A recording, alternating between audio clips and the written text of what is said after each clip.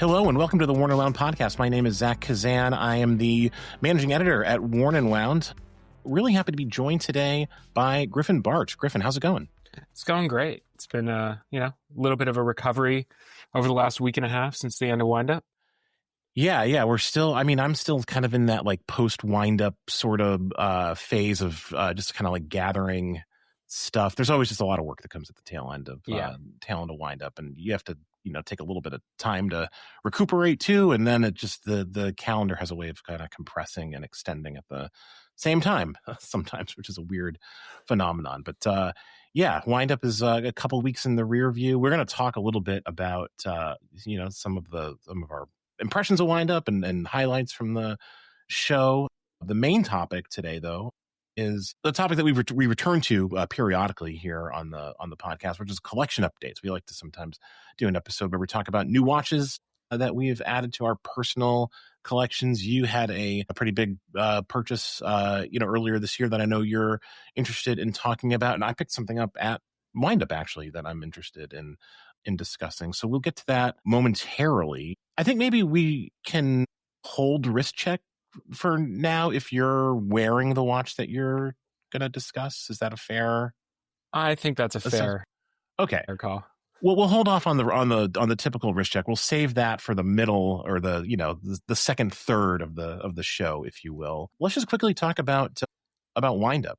Griffin, you were kind enough to join me on a panel at Windup in New York City a few weeks ago, where we just kind of talked about what it's like to be a writer in the watch space and how that impacts your collecting. I thought it was a really fun panel. We'll have a video and full transcript of that coming to the website fairly soon. You've attended these events for years. I'm just curious to hear your impressions of the show. What did you see that you liked? What were your thoughts? Well, I think that the thing that's hard to escape right now, especially with New York Windup, is the scale of it. Mm-hmm. It's gotten just so big, overwhelmingly big in the best way.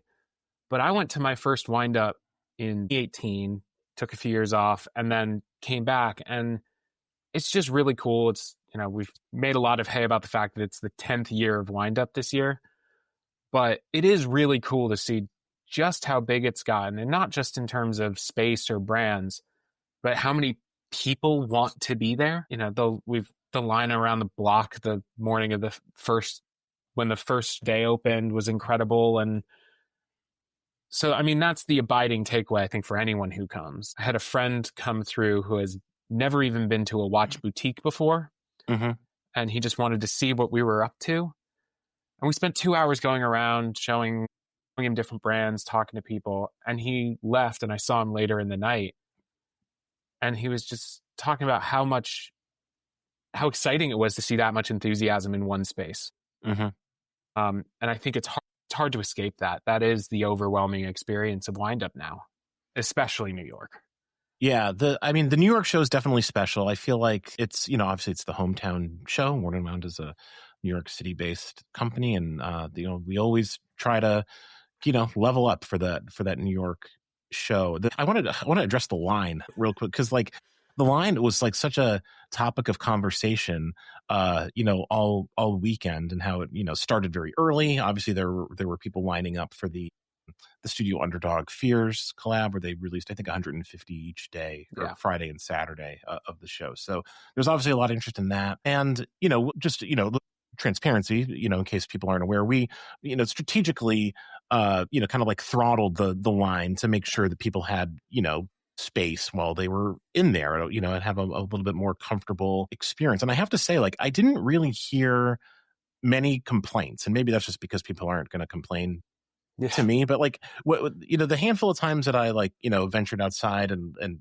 chatted with people, everyone seemed to be like in very good spirits and was like very kind of like excited to be there waiting in line, because it was I think they knew what was waiting for them on the other side, that it was going to be a fun experience. And I'm someone, I don't know about you, Griffin, I don't like waiting in lines. If I see a line, I turn the other way. It's not my favorite thing. But I think anytime you have an environment where people are kind of like happy to wait in line, and just kind of like chat with each other, that's a good thing. I will say that like the times I do wait in line, like I'll wait in line to see like a special screening of a movie. Like I I waited in line to see like, one battle after another in 70 millimeter, like that was fun because you chat with like, movie fans and things. But, it's the same sort of vibe, I think. There's like a level of excitement to wait for something like that. Well, and I think what you just got to something that is at the key of it, which is when you're in a line that is an enthusiast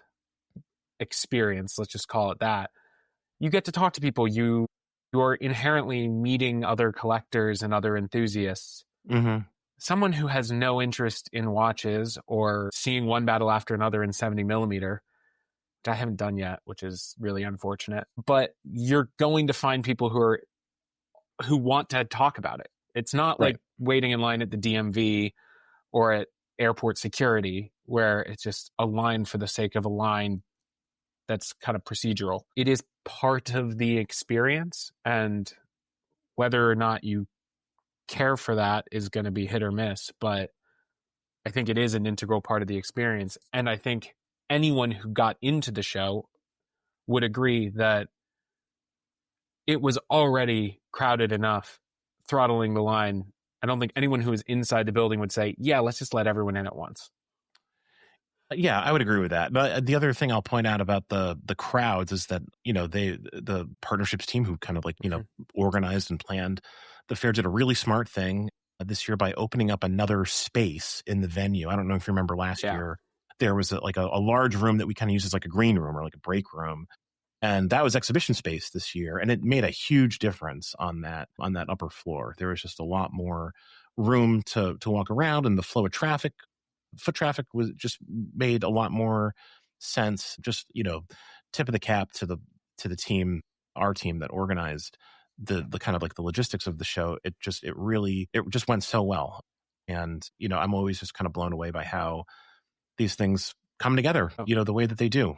I can remember when it was, as you can, when it was in Chelsea Market, and it was, a very modest show, and it felt huge, in those years, because the team was smaller and it was a larger endeavor. But it's really come quite a ways. In terms of watches, what did you see at the show that excited you? I mean, there was a lot, but I think the standout for me, the watch that our friend Brock did with Jacques Bianchi, his Deep Sea EDC collaboration with Jacques Bianchi is really stood out to me. That was a very cool watch, unveiled for the show, and I think available for pre-order maybe at the end of the week, but a very, very cool watch. I thought Timex's new GMT watch was a huge step forward for the brand. I think what they're doing with Atelier, Atelier nice. Line is it follows up the Giorgio Galli stuff that was really cool and was a real step up for the brand. And I'm as a really long-term fan of Timex, it's cool to see them pushing in that direction a little bit. Mm-hmm. I mean, we're not going to talk about this watch today, but one of my most worn new watches of the year is a quartz Timex that I picked up this summer that has been unbelievably fun. And they keep getting closer and closer to hitting the enthusiast mark. And I think it's really cool to see that. Oh, God, what else? I mean, I think the watches themselves are maybe not the most up my alley, but I really loved Bremont being there. Mm-hmm. I loved having really the core team from the brand there to really talk through the watches. I think there's been a lot made by me and others about some of the changes at that brand, and seeing them really come and put a human face on it tells you that something is still there that was core to the brand early on. Because one of the things I loved about that brand was how accessible Nick and Giles English were when they were at the helm. And to have Davide Serrato trying to be that same person and really represent the brand directly was very cool. He was he was there. I don't think he was there on Sunday, but he was there all day Friday and Saturday. Yeah.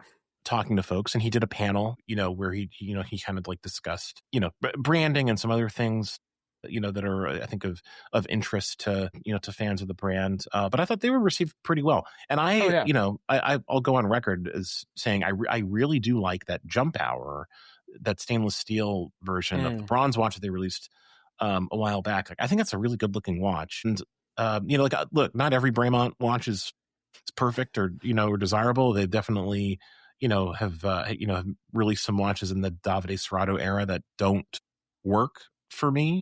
And I think, to be fair, don't work for a lot of people who were fans of the brand. But I don't think it's fair anymore to say that they're like aimless or don't have a plan. I feel like they have a strategy and they're executing it, and they're going to do it over a period of years, and I think, we'll see over time whether or not that works. But I'm very curious to kind of like see how things shake out for Braemont. They've taken a different shape, from the, earlier era of the brand, but it doesn't need to be, seen in a purely negative light just because of that. There might be something redeeming there. Absolutely. For folks. So.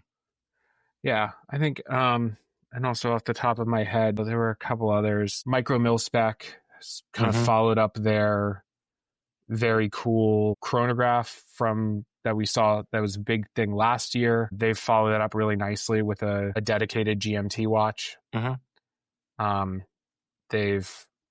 think they had a big show. I think Trasco, which is a fan I've become a really big fan of, was showing off some new watches that are coming up soon that I think are still under embargo, so I don't want to totally jump them, but they were showing them off publicly, so I don't feel bad saying that much. Same with Atelier Wen. Again, don't want to jump the gun, but Echo Neutra is another one that has a watch under embargo that that was on display, but we can't talk about, which is an interesting strategy. Unsolicited advice, to brands, but maybe don't do that. I don't know. Like if you're showing the watch at one of the biggest watch events in the world, every year, which is Windup Watch Fair in New York City, like people are going to see it. It kind of doesn't make a lot of sense to have an embargo around it if it's like literally on your table. But I saw something from Echo Neutra that I can't talk about that I really, really liked. And there are a handful of other brands that had a similar sort of setup. Yeah. And then the last one I would be remiss not to mention is I had not seen the Christopher Ward 12-660 in person yet. That's a good that one. watch blew me away. Yeah, that one was very, very cool. Christopher Ward always has kind of pulls out all the stops for Windup, particularly for the New York show. Obviously, they released the collaboration that we did with them, the Loco, which is just an incredible watch. I'm not a integrated bracelet sports watch guy really, but I really, really love that watch. It works so well and is like very meaningful, I think, in a lot of ways. So the ultra thin 12 is also like just very, very cool. I spent a lot of time kind of trying that one on. You mentioned a lot of watches, frankly, that would come to mind for me. Just a few off the top of my head that you didn't mention. I really love the new De Rijk and Co. Capri. They have this kind of like rectangular cased. It's sort of like, I think their take on sort of like a dressier watch, or sort of like like a casual dressy watch. It's beautiful. It has like a really beautifully shaped case and crystal. Kind of unlike anything I've really seen before, frankly, at least at that price point. It's about $2,500. I believe that will be available for pre-order later this year or early next, I want to say. That sounds right. But that was really beautiful. Another watch that I really liked was the new capsule collection from Denison, their 2 time zone watch, which I was a fan of when I saw those in Geneva earlier this year for Geneva Watch Days. And I didn't know that they were coming out with this new capsule collection. That was a complete surprise to me at the show. Maybe I missed the press release or something. It's possible. It's buried in my inbox. But they have these onyx dials and lacquer accents, and just really, really cool. The thing that makes those watches, though, is the brick bracelet. It's unbelievably cool. Which is just like, it's so good. I think they're sold out. I'm sure they're sold out because I went on to their website thinking maybe I'll buy one because they're under $1,000, and I kind of like just thought after the show, like I was in a treat yourself mood, I guess, and they weren't available. So congrats to everyone who scored one. But yeah, those are very, very impressive, I thought. Yeah, the De Rijk & Co. is amazing. It's obviously a very different watch from the Echo Neutra rectangular dress watch that came out last year, but I think the impact it had on people was very similar, where it was just it was so unexpected and so different from what you've come to expect from anyone that it just caught hold. The aventurine dial version of it was a real standout for me. Yep, likewise. That was probably my favorite. I'm sure they'll have like a bunch of different dial executions that, eventually, and I think they actually still do. Don't quote me on this, and I apologize to Drake & Co. if I'm speaking out of turn, but I think they still do custom, stuff. Like that was sort of what the brand was built on initially was, they made, kind of like customized watches. So maybe at some point they'll ramp that up for the Capri. I imagine there's a lot of potential there. Another watch I want to shout out is the Laurier Roosevelt. Yeah. Which they made in collaboration, or they made for a Grand Central watch. It's being sold exclusively through Grand Central Watch, who exhibited at the show. Laurier technically did not exhibit there, but Lauren and Lorenzo were on hand, kind of throughout the weekend to sort of like talk about the Roosevelt. To me, this feels sort of like a sibling of the Zephyr in a lot of ways. The Zephyr obviously was like a big departure for them a few years ago. Their first kind of like dressy watch, first watch that's not explicitly based on like mid-century sports watches, the classic sort of like Rolex sort of, like vintage Rolex kind of aesthetic. And this feels different in sort of like the same way. Like they're looking at like a time period and, a piece of architecture in the case of Grand Central Station, which it borrows a lot of design cues from. It's really beautiful and unexpected for them. And it shows that they can like do more once again than just sort of those like kind of like near Rolex kind of, not homages exactly, but, sort of like spins on like those classic vintage sports watches. This, I guess I've heard it kind of described as like a sort of similar to like Rolex bubblebacks and other things. And I think that's fair, but it looks very nice. Their first bronze watch. It's cool. Yeah. And I think it's really interesting. I think bronze has become a material that gets very associated with tool watches these days. Mm-hmm. And to see a brand introduce bronze to their collection and go entirely in the other direction was very cool.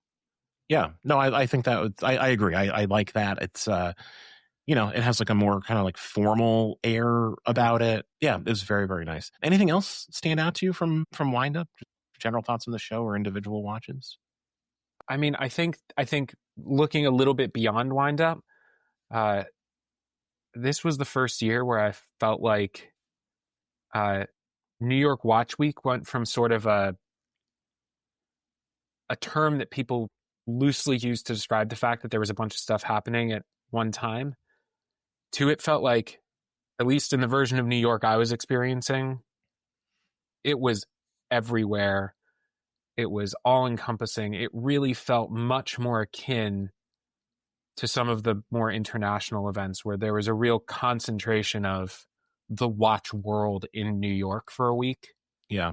And I think that speaks to the influence of Windup certainly, but also of Watch Time and also just of the collector community that exists in New York year round.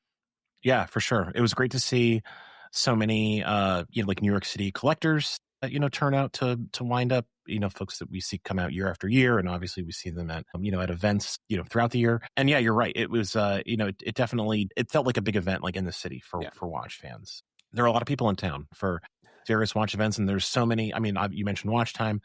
There's at least, half a dozen or if not more little satellite events also kind of taking place now the same weekend. And I think it's exciting. It's a good thing for the watch community for sure. Yeah, it certainly turns it into a destination week for a watch enthusiast. Yeah, definitely. All right, let's move on to I guess the main topic. This episode, collection updates. I'm going to let you kick this off, Griffin. Why don't you tell us about the watch that you picked up relatively recently that I assume you're also wearing? So this is also the wrist check. Just tell us what it is and why you picked it up and the story behind it. Well, simply put, it's an IWC Mark XX. It's the blue dial version in stainless steel. And in some ways, there's not much to say about it. It's an IWC Mark watch. Mm-hmm. It's the IWC Mark watch that we're all familiar with. And it was a total surprise to me. Despite knowing exactly what it was going into it, it completely caught me by surprise. I picked this up right at the midpoint of the year. I think I bought it from a friend. It's a very young watch. He bought it from a dealer. He owned it for a month, realized he was never going to wear it. Sold it to me. And then the next day he went out and bought the 41 millimeter white ceramic IWC Pilot's watch. Much more him. And I kind of fully bought this expecting to own it for a few months, to experience it, and then to move it on, because it wasn't a watch that had a ton of compelling interest for me. And I've been wearing it constantly, and I can't imagine not having it at this point. Yeah, I think every time I've run into you over the last few months since you've had that, you've been wearing it. You don't buy a lot of watches. Like, you've become pretty selective about the watches that you purchase, which is something you've written about and talked about on the podcast. So, I mentioned, like, it's like a big purchase, largely because you're in a phase of collecting where you're not purchasing a lot. So, what is it like wearing this watch, like, from day to day? Like, is it? I've owned multiple IWCs, and like I do find them like very satisfying watches to just kind of like put on and wear, and like when you don't really have to think about, when you don't want to think about, sort of like having to have a conversation about a watch or explaining something. Like, they're just sort of like really good, solid watches to wear day in and day out. And that was a big part of what I was looking for. I've never owned an IWC before. I've experienced a lot of them. I've experienced a lot of yours. I was a big fan of the Seratanium chronograph you had a few years ago. Mm-hmm. But a lot of those watches, the bigger Pilot's chronographs, just feel outside of my taste. I like them objectively. I think they're really cool watches. I think they communicate something really interesting. A lot of my, let's just call it admittedly, my bigger purchases in watches, my more expensive watches, my core collection has been made up of dive watches over the last 5, 6, 7, 8 years. And I was really looking for something nice, an everyday wearable watch that was a little more under the radar and a little bit more of just a watch. Mm-hmm. And I don't say that derisively. I just mean something that, I had a bunch of weddings this fall, and it was like, and a bunch of travel that goes along with weddings. And I wanted a watch that I could buy and be the only watch that had to come on the trip with me. And we've all fallen back on the trope of the kind of beach to boardroom watch. And I was looking for something that was similar to that concept, but not quite beach or boardroom, that was more just a really high level execution on the concept of just a watch. Yeah. And this absolutely scratches that. Yeah. The Mark 20, all the Mark watches definitely do that. So I know this was sort of like a watch you purchased because of, like a particular circumstance that you found yourself in with an opportunity to buy it. Would you ever consider, or had you ever considered buying a Mark watch previously? Are there any other Mark watches that are, that you find appealing? I had I think it was the Mark 17 for a little while, the one with the like the triple date, which is often derided.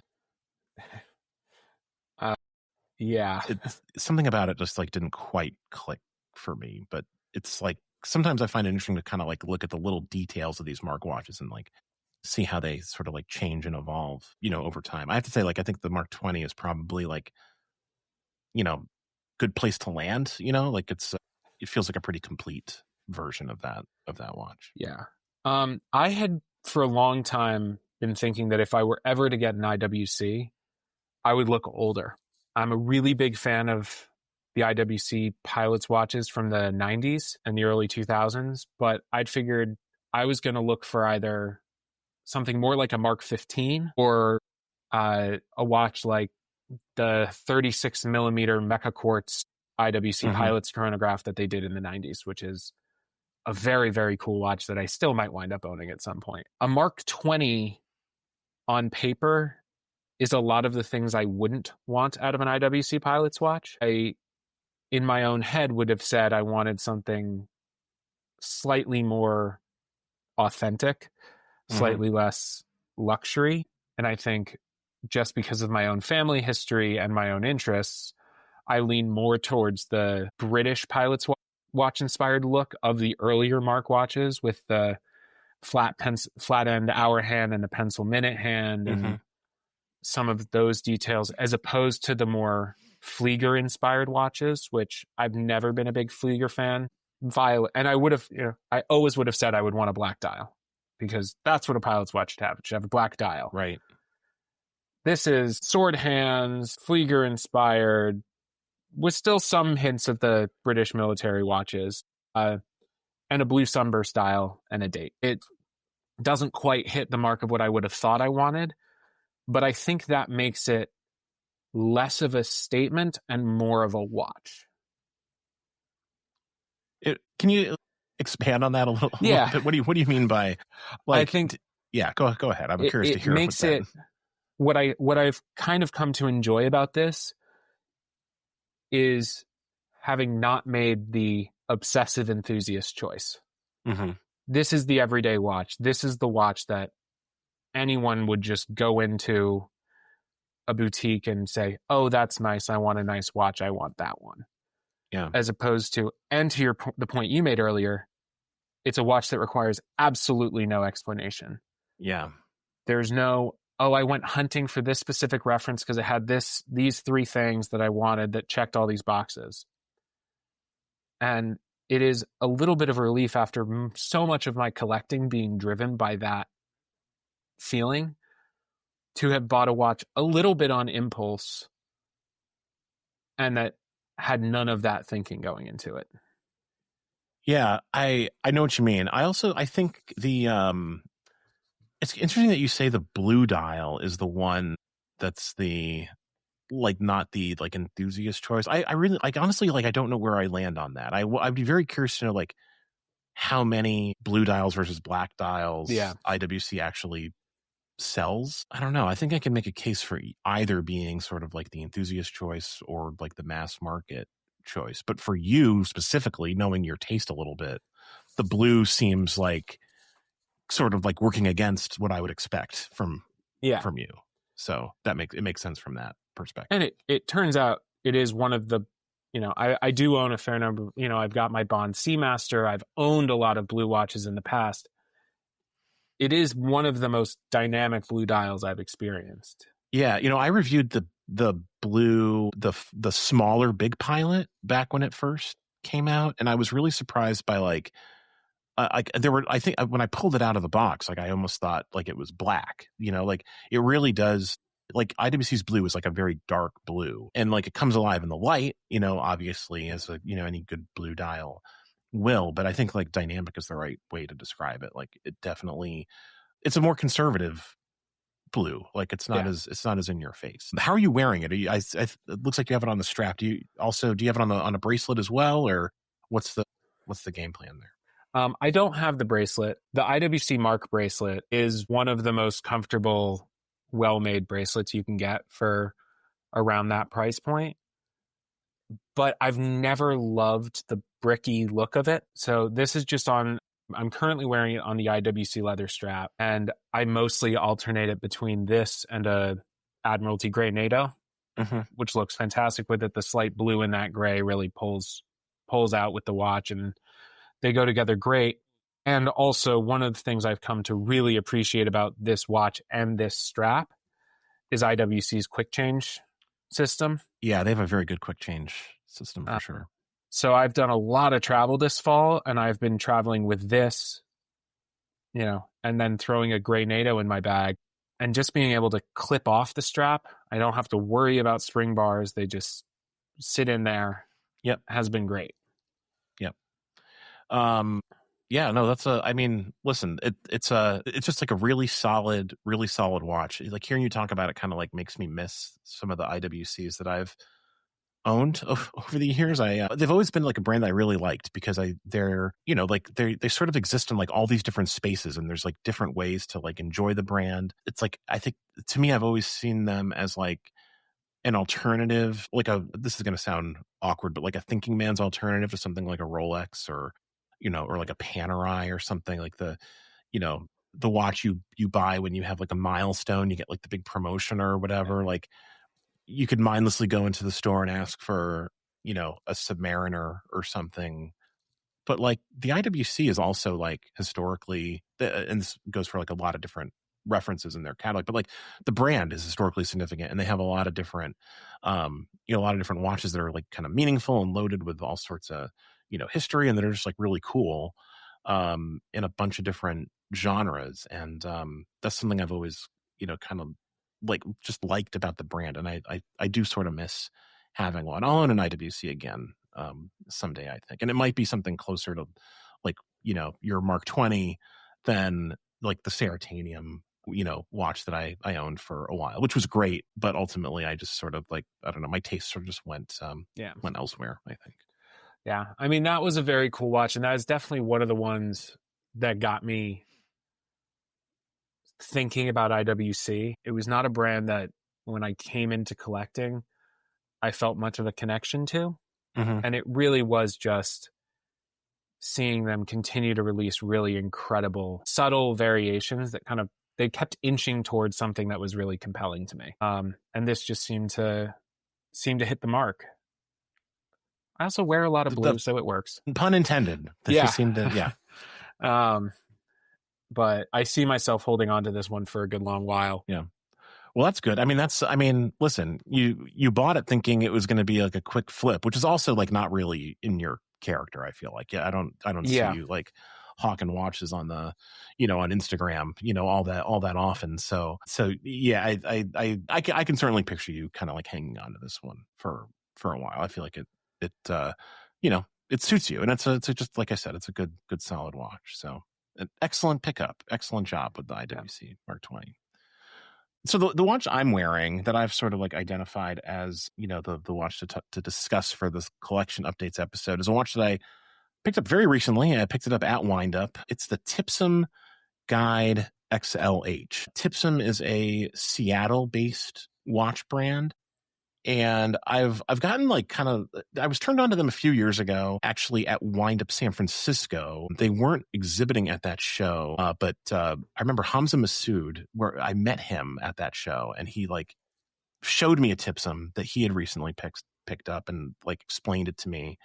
And I was like intrigued, but a little skeptical. Like what he told me about the watch was that it had this lume compound that was like a modern lume compound with superluminova, but it would age like, like old timey, luminous paint, that's radioactive. And I thought, well, that seems kind of gimmicky. Like, I don't know. I didn't really know what to make of that.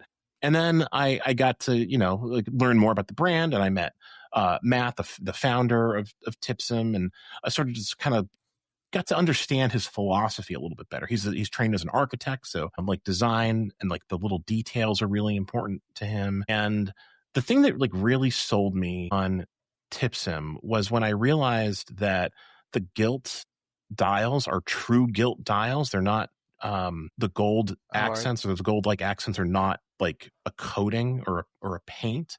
What you're actually seeing is dial material, and that's like a very old fashioned way of making a gilt dial. It's just like it's not done anymore.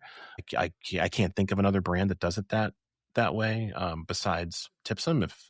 If listeners know of another brand, please let me know. I'd be curious. And like the effect is really striking. It's subtle, but once you realize it, it's kind of you kind of get addicted to sort of like looking at that dial material from different angles. And it has this like really kind of like dynamic effect that's small, but it adds a lot to the experience of wearing the watch. And the other thing I like about these watches is that they're very conservatively sized. The guide is it's sort of like their field watch, basically it's 36 millimeters. It wears very, very well. It wears like a vintage watch in a lot of ways. But I love the comfort factor on this watch is sort of like it's just very, very good. The specific watch that I picked up, the XLH stands for extra large hands. And this watch has kind of like comically large hands.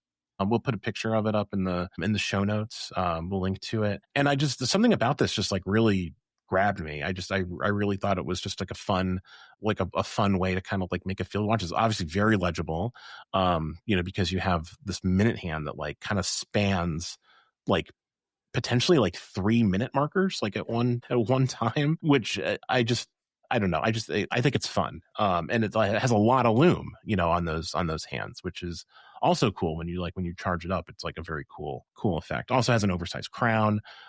So it's sort of, there's like some design coherence there. And they only made like 5 of these. And when I saw Matt at Windup, I had like, sent him a DM, like, like a month or two ago when these were announced, and I was like, man, like if the watch fund were fuller, maybe I'd grab one. And of course he's a good salesman, and when I walked by and picked it up, he's like, I brought one for you, and well, that worked, sucker born every minute. And I was I bought it right then and there, because it was just, I don't know, just kind of like called my name. It's really cool. The other thing about Typsim that I'll say is, like, we talk a lot about, like independent brands and, and American watchmaking, and sort of like the resurgence of those things kind of like coming together at this moment. And I feel like Typsim's like very much a part of that. They make a GMT watch with a module made by Our Precision, Zach Smith's a manufacturing outfit in Ohio. So, the guide XLH doesn't have any, beyond the gilt dial, and obviously like the custom hands, it doesn't have any like real, like watchmaking chops, like American watchmaking stuff happening here. It's a good Swiss movement, but otherwise it's just sort of like, a design piece. But Typsim is doing interesting things in that regard, and it feels good to support a brand that has those priorities, even if this watch specifically doesn't. This just appeals to me from a, like an aesthetic and design perspective. But yeah, I've been wearing it, for the last like week pretty consistently since I got back from Windup, and it's just become, sort of like a go-to watch in a very short period of time, obviously, small sample size. I just really like it. It's a very satisfying watch, a little bit different for me too. Like I sort of, a lot of the watches I've bought in the last couple of years have been a little bit more, maybe like avant-garde in some sense. This is like a pretty normal looking watch, and kind of similarly, I guess, to your IWC, it just kind of feels like a watch to wear when you just want to wear a watch. And that's sort of like the mode I've been in post Windup, honestly. So yeah, I mean, this is a very cool watch. I have not gotten to see it in person yet, and I'm hoping I will get to soon. But I think what really stands out about it to me is that, yes, it is a less avant-garde watch than some of your more recent acquisitions, but it also, like a lot of the watches that you seem to gravitate towards, it makes a decided choice about, it has a perspective that it is applying to the watch. It is telling a story about design intent that I think does tend to speak to you. And I mean, I had not known, I think I saw this on Instagram or something when it first popped up. I definitely did not realize, A, that it was properly gilt, or B, I mean, I'm fascinated by the idea of modern lume that will age. Yeah, me too. And honestly, like, I have no idea. I don't know what to expect there. I mean, we'll see what happens. Typsim, I don't think has been around long enough to, for us to really see, what will happen to this lume. But that's sort of like a trademark of the brand's design language now, as they use this lume compound that no one else does. So we'll see. Check back in 30 years. I guess we'll find out what the lume looks like. That wasn't like a key deciding factor for me. I'm not like a huge lume guy. I don't even necessarily really like the look of like patinaed lume, but I appreciate that they're doing something different, that they have like a perspective, as you said, and they're trying something. And I think it just sort of like, it makes sense for the brand. Like if that makes sense, like once you start kind of like, once you wear the watches, I reviewed, a handful of Typsims earlier this summer, kind of like a multi-watch review. We'll link to that in the show notes. But like, there's a design coherence there that just makes an awful lot of sense. So, yeah, I also think, I mean, this is a very handsome watch. I like seeing anyone do a 36 millimeter watch, but I love the kind of diagonal, like diamond dial. It really, it has a lot going for it. And I've liked a lot of, from afar, I've liked the look they've gone for in a lot of their watches. And I think this feels like a very you version of a Typsim watch, and I can see where you would wind up with it. Yeah. Yeah. No, it's, I mean, hey, listen, I agree. That's why I bought it. That's why I landed on this one. Yeah. It's very cool. The other thing I want to mention about this watch is the strap. So it comes in a waxed cotton strap, which is great. Like, this is a great material. I don't know why more brands are not doing this, or why more strap makers are not making straps out of waxed cotton. It's a really, really comfortable material. The name of the strap maker is Substation. We can put a link to their Instagram in the show notes, but I think this is their first like two-tone waxed cotton strap. It has basically like two pieces of waxed cotton, of different colors, like one on top and one on the bottom, one the lining essentially, and the other the part that's visible to the outside world. So really, really cool strap. And again, it feels like a really good kind of like mate for this watch. Like I can't think of another watch in my collection where this strap would work, but I might pick up another one just to just to try it on a few, because it's like it's super comfortable, and like I feel like it's going to break in and patina in a really nice way, the same way that like any waxed cotton garment or bag or whatever would. Yeah. Well, I think what all this does is it creates a package that actually will age. And so much of watchmaking these days is about creating something that will be exactly the same 10, 20, 30, 40 years from now. Mm-hmm. And it is somewhat refreshing to see an example of someone acknowledging that, I mean, these are things meant to measure the passage of time, if we want to get a little woo-woo with it. Mm-hmm. So that someone is making a watch that will also measure that in its own way is kind of a cool throwback. Yeah. It's I think that a lot of brands kind of like want to tap into that idea, and Typsim's actually like doing it in a material way through like the choices that they made, with the materials that they're using. So yeah, that's the Typsim Guide XLH. Like I said, we'll put a link in the show notes to the product page for the watch and maybe some photos of the watch.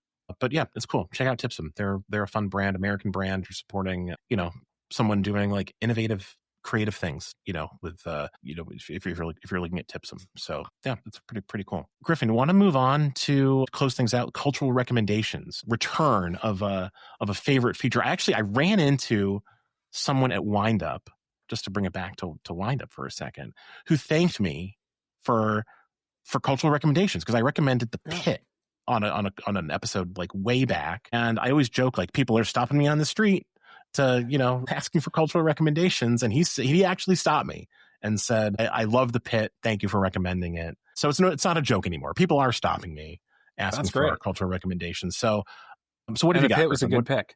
Yeah, it's a great show. So yeah, well, let's hear it. What have you got this week? Well, I think the last few times I've done this, I've picked either a TV show or a movie, and so I'm going to go in a different direction. And I know that the prevailing taste in music at Worn and Wound at times skews a little towards the heavy metal. That's not at all where my musical taste lies. And so my recommendation is a new album by Alison Brown and Steve Martin. And it is that Steve Martin, but Alison Brown and Steve Martin are both incredible banjo players. And they've put out a new album called Safe, Sensible, and Sane that is loosely a bluegrass album. I would maybe call it a little more Americana. It moves through genres through the album, and they have a ton of collaborators on the album. Almost every song has a collaborator, a co-writer, another singer. But I've been listening to it. I downloaded it on my way down to Windup a few weeks ago and have been listening to it basically on a loop since. Alison Brown's previous album, On Banjo, is one of my absolute favorites of the last few years. It's the album I tend to listen to when I'm writing, in large part because a lot of the songs don't have lyrics. These songs are more vocal. There's fewer instrumentals, but it's been a great album, and it's got some really strong songs on it. That's a good recommendation. Steve Martin is a very accomplished musician. I think that I think I've heard him say like he's takes that more seriously than comedy, like at this point. Yeah. So, but yeah, no, he's a very good banjo player. Are you like a bluegrass fan, like in general? Is that a genre of music that you enjoy? Yeah. Actually, I don't know that we've ever talked about this, but I played in a bluegrass ensemble in college in Ohio, where there is a lot of bluegrass. Played at outdoor bluegrass festivals, played on the street, played on bluegrass radio stations. So it was, for a while, a big part of my life. Now it has receded, but I do still love the music, and it's it's always a nice genre to dip into. It's very relaxing. Yeah, I grew up listening to bluegrass music. My dad's a huge bluegrass fan, and it was just kind of like playing in the house a lot. My mom did not like it's not like bluegrass music, so there were many I can like hear in my head, like my mom telling my dad to like turn that down. But yeah, like the Stanley Brothers, and like, I mean, I just grew up with that. And my freshman year of college, I went to Gettysburg College. I later transferred out of Gettysburg because there was nothing to do except on Friday nights there was like a little music shop in town, and like these old like townies would just get together and play bluegrass music. And me and my roommate freshman year were like the only two college kids who like would ever go to that. Like That's great. It was a lot of fun. Just kind of like, you know, this like guitar store where like a bunch of like 70-year-olds just like playing bluegrass music for a few hours. It was yeah, that was like my one nice memory of Gettysburg College. But yeah, that's a good recommendation. Thanks for that, Griffin. I'm going to go in a different direction for my recommendation. I have been watching The Chair Company on HBO, which is a new series created by comedian Tim Robinson, who I've become like a pretty big fan of. I think he's hysterical. His movie Friendship from earlier this year is still, you know, certainly one of the better comedies. Really, hasn't been a great year for comedies, but I thought that was a very, very funny, very awkward movie. That's the kind of movie where like you see it in a theater, you might be the only person laughing. That was me in my screening of Friendship. The Chair Company is interesting because it's not like a sketch comedy show, which is I think what he's like most well known for. It's an episodic thriller basically, and it's sort of like a take on like 70s conspiracy thrillers. The plot is like so convoluted, I'm not even going to attempt to describe it. Basically, Tim Robinson's character is trying to get to the bottom of a chair related conspiracy after an embarrassing moment at work, and it's hysterical and also like makes you kind of uncomfortable in like the way that his comedy tends to. So yeah, I think it's like we're 3 episodes in to The Chair Company. I'm not caught up. I haven't watched the 3rd episode yet, but I think there's like 8 or 9 episodes total in the series. So yeah, I'll be watching this unfold over the next couple of months. I'm enjoying it. If you're a fan of Tim Robinson and you haven't checked it out, I would recommend it. And if you're not a fan of Tim Robinson, you probably won't like it. So that's a very fair assessment. Fair warning there.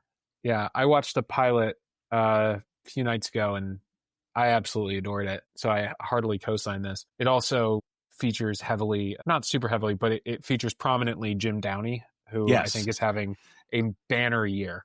Yeah, Jim Downey, star of One Battle After Another. For the second time we've mentioned that on this episode, or 3rd time maybe, but we'll keep mentioning it because it's a great film. But yeah, Jim Downey's hilarious.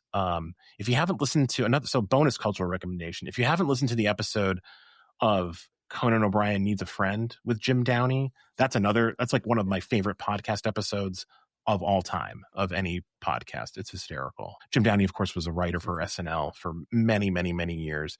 Every once in a while, he pops up in a movie. He was in There'll Be Blood, another Paul Thomas Anderson movie. Really like small role, and he cast him again for One Battle. And he appears in The Chair Company. So getting that late career acting credits.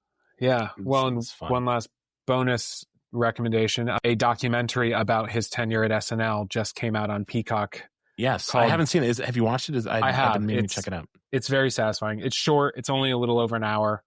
It's called Downey Wrote This or Downey Wrote That. But you cannot understand how much of an impact, whether you've heard his name or not, how much of an impact Jim Downey has had on the last 50 years of American comedy. Yeah. Until you watch a documentary like this or hear him talk on Conan and realize he probably had a hand in most of the things you have found funny. Yeah, he's an American original, American treasure, for sure. I think that's a good note to end it on, Griffin. Thanks so much for joining me on the podcast. It was fun to hear your takes on your IWC.